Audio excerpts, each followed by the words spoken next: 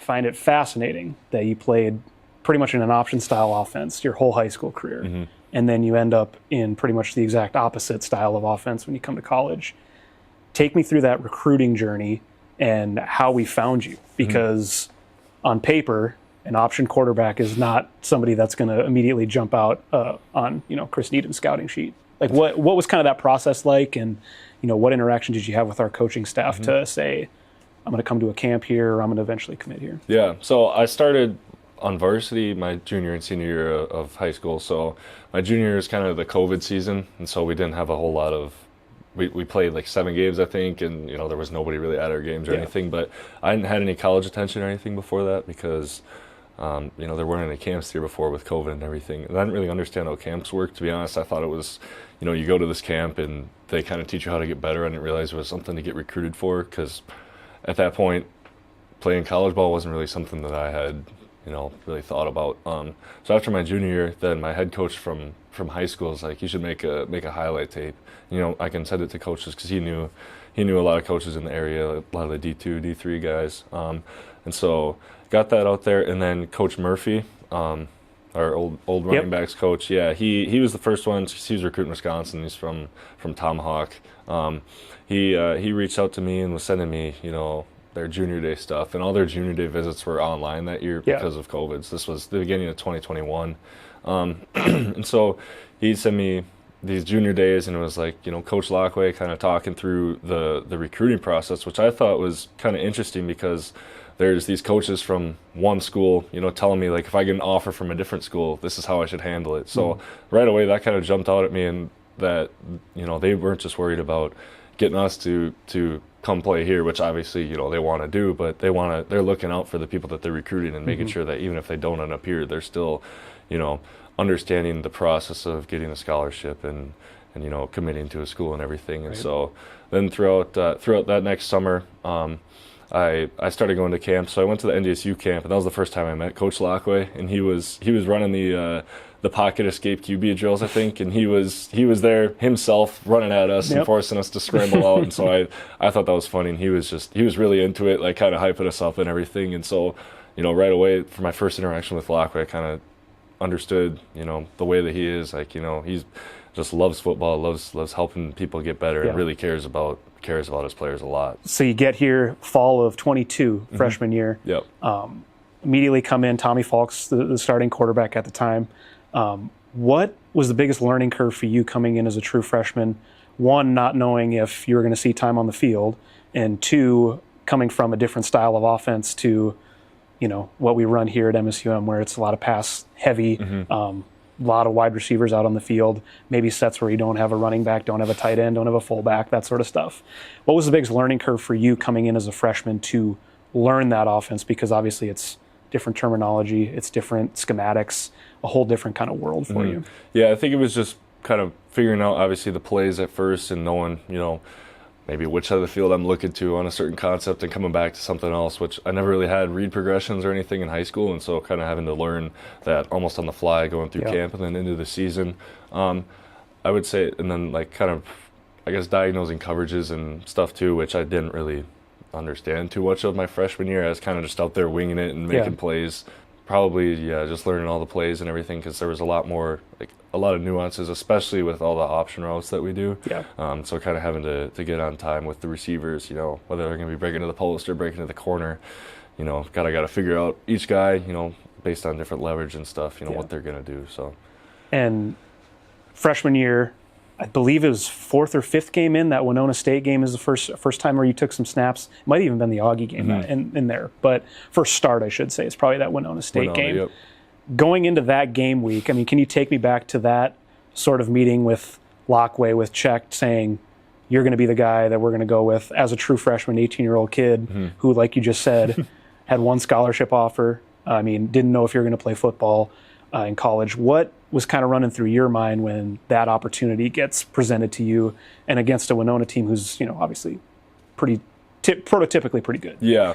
So I guess during fall camp, I'd met with Coach Lockway a couple times, and he told me, first I was going to be traveling. I probably wasn't going to, because I was back when they still had if you played any snaps at all, you didn't have a red shirt. Yeah.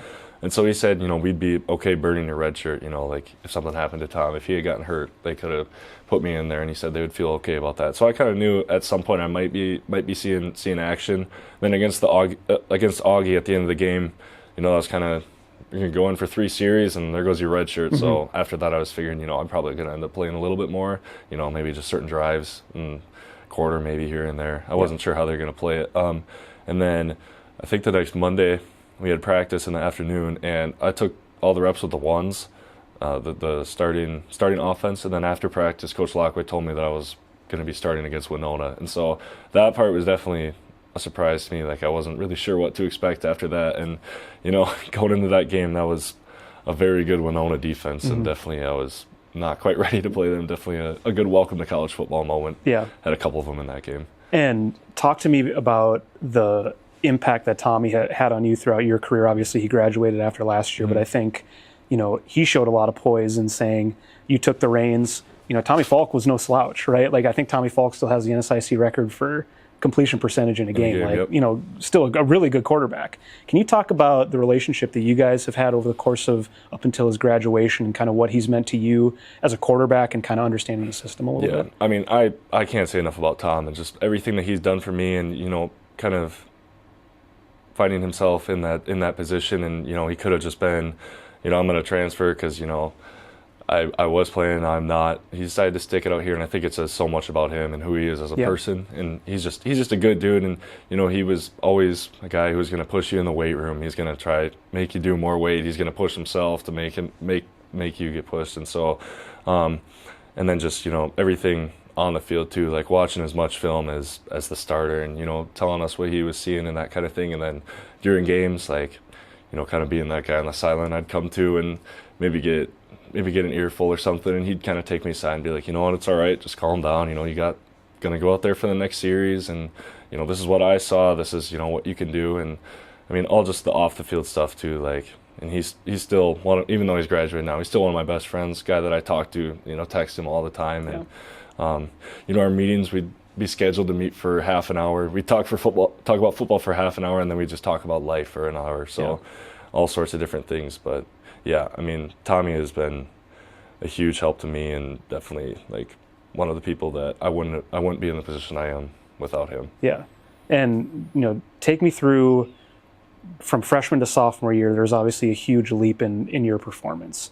Was it just more reps, seeing more coverages, seeing more defenses throughout your freshman year that kind of led into the success that you saw in your sophomore year? I mean, set pretty much every major single season record that this school has. I mean, what kind of changed from year one to year two to come out in that first game?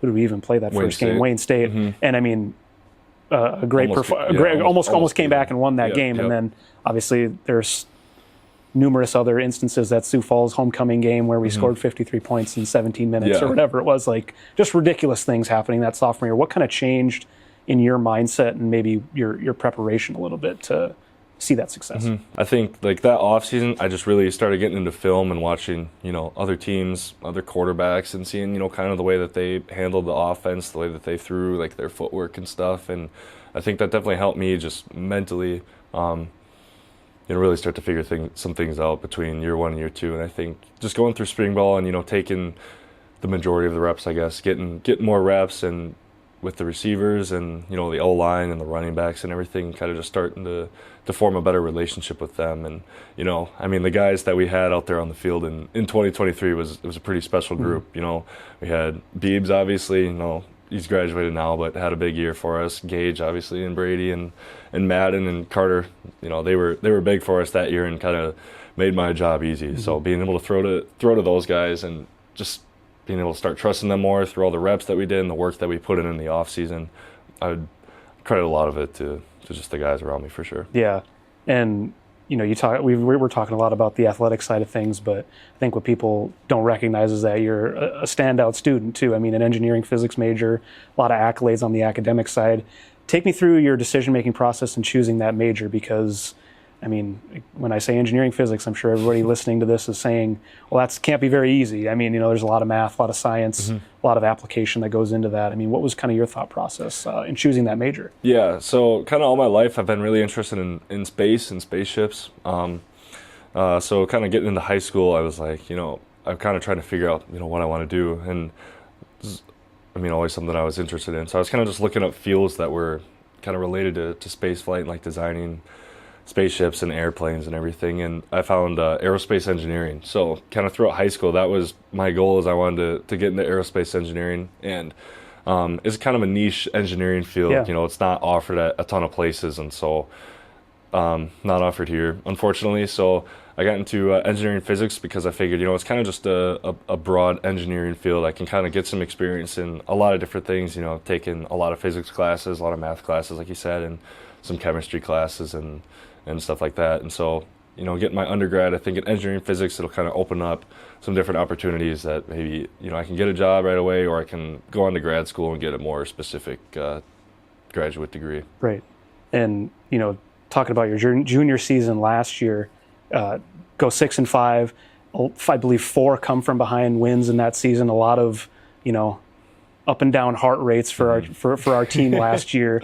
Take me through some of your big moments, because, we talked about your sophomore year of you setting single season records, etc. But, from a team perspective, last year, 2 ranked wins. I believe they're the first under Coach Lockway in his tenure. Huge wins over big time programs like Duluth and Augustana. Obviously came back to beat Minot and beat Concordia St. Paul too as well on the road. Talk about the grit of that team last year, because I think it was on full display in those moments where, we're tied with Duluth and Lockway decides to go for 2. Mm-hmm. Or just moments like that. Talk to me about what the mindset of the team was in those moments, because I do know that, you guys might have been down, but you guys were never out. I know that was the similar mindset, but kind of how did you guys kind of formulate that as the season went on? Yeah, it was just the group that we had last year was a great group of guys, and a lot of them were similar to, or the same guys that we've had in previous years, and just have grown, gotten better as players, more mature. And so kind of being in those situations, we were in them in 2023. We had the Wayne game, obviously, that we weren't quite able to come back. The Augie game, we couldn't come back. The Cato game was close the entire time, and we just couldn't pull it out at the end. And so we had been in those situations. We kind of knew what to expect. Like in the Duluth game, we were down 15 with there was a couple minutes left. I'm not sure how many it was. And so we were like, we've been in situations like this before. We're just gonna, we gotta go score one time. So we went down and scored, got the 2-point conversion to go down 7. Defense got a big stop. We got the ball back, and just a group of guys that really dug deep. And I credit it, to the off-season training, the grind that we put in, because we had 17 plays in about a minute and a half on that last drive, and it's a lot of running for a lot of guys. The receivers, we got to take shots with that little time remaining, and so they're running all over the place. The O-line's getting tired. They're doing a great job busting their butts to protect me, give me time to throw. And so, just a group of guys that love each other, are willing to dig deep, and just find a way to get the job done at the end. I'd say, it's similar in the Augustana game too. It's a little bit different. We weren't down the entire time, or it wasn't back and forth. It was a very back and forth game. Yeah, it's kind of a strange game when you look back at it, because we were up. I think we were up 10 rip at the beginning, and then they came back and scored a couple times, and kind of just throughout the second half is just each team dealing punches to the other, and found ourselves down 1. With a little bit of time left, and went down and kicked the field goal. I think it was 43-41, and then defense came up big on the last drive, getting a pick, and same thing happened against Minot. We kind of scored towards the end, and defense came up big, got a fumble. I think at some point got a 4th down stop, and so it's really just a group of guys that refuse to ever give up, and kind of knowing that we have that mindset. Any situation that we found ourselves in is, we never thought it was undoable. Yeah. And obviously following your junior year, the questions arise, is Jack going to stay? Is Jack going to go in this era of college athletics? It's, and to say, I don't think anybody's ever said this to you, but anybody in this building wouldn't have blamed you if you did leave, right? But you chose to stay. What about this program? What about this university made you want to stay? Because I do think that, that decision speaks volumes, especially like I just said, in this era of athletics where it is easy and it is, can be transactional at times. What about this program kept you here and kept you grounded here? Yeah, the entire culture that Coach Lockway's built here, and everything that we do, as a football program is just based on love that we have for our teammates and the relationships that we build. And, that goes obviously in football games, but outside of football too. We have our team meetings and we have these deep conversations with each other, like trying to get to know each other. Because, if you know certain things about a person, you might be able to relate to them in a certain way. And so I think just kind of having the love for everybody here. And, we haven't had guys that leave and transfer. And like some schools, they'll bring in 25 new guys, have 25 guys leave, and they got half their rosters guys that they've, known for a couple months before they start playing games with them. And so the guys that we have here that have been here for a long time, we haven't had guys leave and we haven't had new guys coming in. It's just been the same consistent group of guys, willing to go in, put the work in day out through, the dark days of the winter and the summer, those tough workouts that we got in spring ball, obviously. Just guys that keep getting better every day and, that really love each other. And take me through your thought process in the tweet that you had, because I think that obviously got some traction on Twitter, the Nick Saban meme that you posted alongside it. Yeah. And I remember when I first saw it, I was like, Jack Strand really just tweeted that. I was like, I thought it was, I don't mean this as an insult, but I was like, that's kind of out of character for Jack a little bit to say something like that. But obviously you reached a point where you had heard enough of the buzz around it and you just wanted to put it to bed. I mean, what was kind of your thought process in tweeting that out and saying, this is my definitive statement here? Yeah, I saw, I think it was just some interview with Lockway, and he was getting asked about it. And I'm like, man, I mean, I've been asked this so many times over the last couple of years, and like every time it's been the same exact answer that I've given. So I'm like, I kind of just thought, the Nick Saban interview, I don't even remember what question he's asked, but he's like I'm not going to, so quit asking. It was like a Tua and Jalen Hurts type of question or whatever it was. But, and so I think I texted Coach Check about it after, and I was like, I kind of want to quote tweet this with that with that GIF.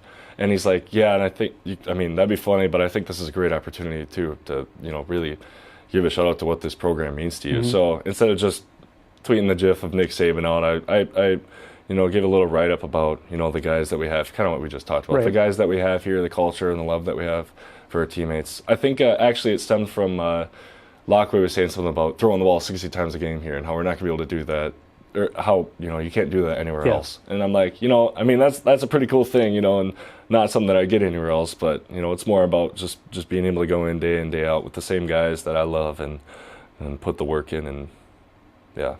And what precedent do you think that sets for the future of this program? Because I think when you have true freshmen that are, this is their third week on campus right now. They're going through fall camp, and they're seeing guys like you. They're seeing guys like Gage, Jacob Brocious, these upperclassmen that have been here for 4 or 5 years. What type of precedent do you think that sets to them, and what kind of standard do you kind of want to illustrate to them in that regard? Yeah, I think, showing really what this program is about, and it's like, it's not a place that, if you aren't going to buy into the culture here of, loving your teammates and willing to do anything for them, you're probably not going to fit in real great. And so kind of making sure that guys understand that that's kind of the standard here, is that you really you got to be willing to put in the work for the guys around you, not just for yourself. You can't just be caring about your own stats or getting your own awards or anything, which that'll come for certain people, but it doesn't come for everybody. And we have a lot of guys that have been here for a long time that they maybe haven't seen on-field results or media attention, whatever, and those guys mean just as much to the program as anybody. They're kind of the backbone of what our program's built on. They're the guys that they're not getting attention, but they're still coming in, doing the workouts, pushing themselves and pushing their teammates to get them better. So kind of setting that standard and showing everybody that comes in here that that's kind of what they have to do in order to make it. And you brought up, I think over the course of the last 3-4 years, this program has probably gotten more buzz and more media attention than it has prior. How do you guys handle expectations? Because I know there's a lot of outside chatter, a lot of outside things that you guys are seeing on social media, in the news, whatever. How do you guys go about handling expectations when, you guys just want to be in the room together and, figure out what you're doing from a, football perspective, I guess? Yeah, I think it goes back to like Coach Lockway. He's always kind of big on, ignore the noise from the outside, and kind of we know what we're capable of. And so anything that we hear from the outside is like, it's not going to affect us, whether it's a positive or a negative thing. Like, we know what we can do as a program. We know we can win games. We can be a playoff team if we put in the work for it. And so just making sure that, we focus on what we believe we can do and what we can control rather than listening to the outside noise. And I think, we as players, we'll make sure that if there's a guy that's kind of focusing on that, making sure we bring him back to, just focusing on the team, focus on the guys around you. And Coach Lockley is always great about that too, for sure. Yeah. And I think just kind of the unsung hero of this whole process with you and your career is Justin Check. And I want to give you the opportunity to talk about what he's meant to you, both as a player and as a person, because you guys share a really special bond, I think, and I think people can see that from the exterior, but kind of peel back the layers a little bit on that and kind of what he's meant to you over the course of the last 4 years. Yeah. I mean, so Check's from Chippewa Falls, Wisconsin, which is about 20 minutes south of Bloomer, Wisconsin, which is my hometown. So we grew up real close to each other and I didn't know who he was or anything until I got here. But I think just kind of from the start, like the relationship that we've had, it's been more of a friendship than it's been a player-coach relationship. And, he still happens to be my coach and I happen to be playing for him. But I think just kind of what the relationship that we've been able to build, it's been huge. Like, it goes way beyond, just being on the football field. Like, I'll go to him with stuff that I got going on in my life. He'll come to me with stuff that he has going on in his life. And, from that, in that way, it's definitely just more of a friendship, and kind of the bond that we've been able to build, outside of football has been really special. Talk to me about the embarrassment of riches that we have at the wide receiver position. Obviously, we talked about it a little bit ago. We're really the only program in the country that is able to throw the ball 60 plus times a game. But then on the flip side of that, we have a Gage Florence, a Madden Thorson, a Brady Perryman, Carter Bierencott, Kelly Johnson, Denzel. There's so many names in that room. Talk about how special this group could be in terms of just talent level alone and on paper. There's a lot of really good pass catchers that you have at your disposal. Yeah, I always say it makes my job really easy, being able to throw to guys, and guys that I've been playing with for a long time too. Like, Gage and I, freshman year in 2022, he was kind of just my safety blanket. I'm like, oh, there's a guy rushing me. Where's Gage? I'm gonna give him the ball. And he's still that guy. But I think the way that he's really been able to grow too as a receiver, as a football player, he's a better route runner. He's got better hands, and he's gotten so quick too. Like the way that he gets out of his breaks and can accelerate after he catches the ball. And I mean, he's just a playmaker for sure. And then since then, obviously we've had guys like Madden, guys like Brady, guys like Carson Elbert last year when Carter got hurt in fall camp. Carson stepped up and had a huge year for us last year because we weren't sure what we were going to do for the outside receiver. And even game one, Carson, first play of the game, I progressed back to him. He catches the ball over the middle, gets hit, and after that he was just in it. And, all season long he was a huge playmaker for us too. And so being able to have that many guys, if one guy maybe isn't having a good game, they're double teaming one guy. You can't double team everybody, which you kind of would have to do to stop all of our receivers. They're that good. Right. So it's a quarterback's dream for sure to be able to have those guys. Guys like Carter that he's on the outside. If I'm getting pressure, I'm just gonna give him a shot at a 50-50 ball. Or a guy like Brady can do the same thing. And Brady, he's kind of got a different skill set than everybody too. Like he can beat you deep, but he can get out of his breaks quicker than anybody I've seen. Like coming back towards the ball and everything. Yeah. And Madden's huge too, and kind of just underneath pass game. He's really good at, you get him the ball, he's going to be able to find a way to get yards after the catch too. Then obviously we got some of the young guys too, like you mentioned Kelly and Denzel. Kelly's he's playing a couple games for us over the past couple years, and I think he's going to be a really big target for us this year too. And he's got his own skill set. Denzel's got his own thing, and so each guy, they can make plays in different ways, and I think that's the biggest thing because you can't take away all of them. And to expand on that offense question, talk to me about the evolution of the offensive line, the guys that protect you, because you look down that line, Brooks O'Brien, been here for 4 years. Nick Hauger, been here for 4 years. Brennan Selheim, Brady Olson. There's a lot of guys that have played a lot of snaps on the line and protecting you. I mean, what have you seen evolution-wise from them? Because it's obviously always a work in progress on the offensive line, and I think that if there's one position group that I can say they've improved the most, it seems like it's the offensive line to me. Where have you seen their improvement, and kind of what do you see from them coming up this season? Yeah, I think so. Freshman year, we had guys like Brooks started some games. Owen Bartle, he'll play for us this year. He started some games, both as true freshmen. They came in my class, and so I think those guys, and then kind of throughout the years, just getting new guys in there like Nick and Brady and Brennan in 2023, and then Manny Wilson last year as a true freshman too. I think just those guys have grown so much, their football IQ, kind of ID and blitzes and stuff. And they're like, they're going to make sure they got me protected. And those guys, they've just matured and they've gotten so much better as football players and gotten so much smarter, so much stronger, and just in their technique and everything. And I think Coach Scott, the O-line coach, he's done a great job with them too. And he's really, made them, into the O-line that they are now. And I think it's definitely going to be a staple of our team because, we've got a lot of guys on that O-line that have played a lot of ball for us, and they've excelled, and I think they're going to continue to do that. But it's definitely been cool to see the way that they've grown. Pass protection, they've gotten so much better, and run blocking too. We've been able to run the ball more than we have in the past, and I think it's just going to continue to get better. Is that an element of the offense that we're going to see more of this year, you think, in the run game? I look at Tyson Brandt, Owen Wiersma, even Isaiah Favors, who's quick and shifty and can do different things than maybe some running backs that we've had in the past. Mm-hmm. Maybe almost like a Luke Indig type of player. I mean, is this the year where we maybe see a few more carries out of those guys, or is it just going to be more, you think, flex them out into the slot like you did with an Indig over the course of the last few we'll years? Kind of have to see. It depends a lot on how defense are going to play us. Like last year, we got a lot of drop 8 stuff, and so if they're going to keep doing that this year, I think we're going to be able to run the ball on some teams. If they're going to go 3-down line, put 4 guys in the box, we should be able to just pound them with the run, and so hoping that can be a huge asset for us this year. I think we've had a lot of guys like Tyson Brandt. He's been doing a great job in fall camp, and he came back from a shoulder surgery. But he's stepped in. He's been. I mean, he just runs so hard. Yeah. We call him. He's like the Isaiah Pacheco of our team. Just the way that he gets the ball and he just takes off. He's always running hard, and he's gonna be big out of the back, like catching balls out of the backfield too. And yeah, you mentioned guys like Owen and Isaiah, and we've got a couple freshmen too that are probably gonna get some reps for us, and it's gonna be big. Yeah.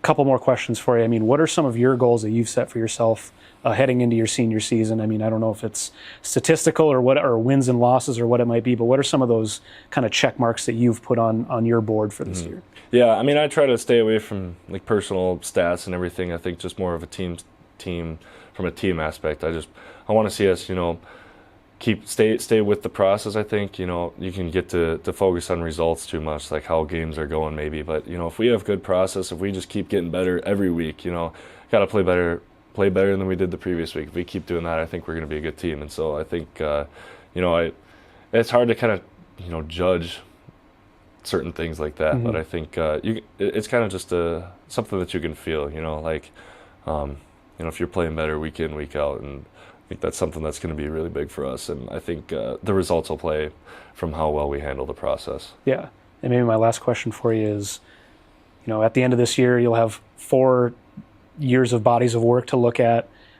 What do you want your lasting impression to be on this place? I mean, is it, I did what I could for my teammates? Is it this or that? Like, what do you, I don't know if I want to say what do you want to be remembered for, because I don't think anybody's going to forget Jack Strand at this place, right?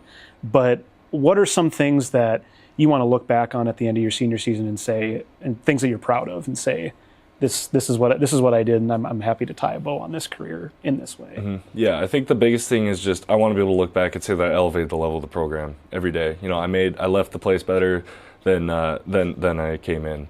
So if I can do that and I can look at it, and it doesn't even have to be wins and losses or awards or anything. Yeah. It's just kind of keep building the culture that we have here, and teaching the young guys what that looks like, and kind of like we mentioned before, setting the standard for the young guys that they can keep building on what we've been able to do the last couple of years. I think if I can look back and say that I left the program in a better place than it started when I came in, I think that would be the most important thing to me.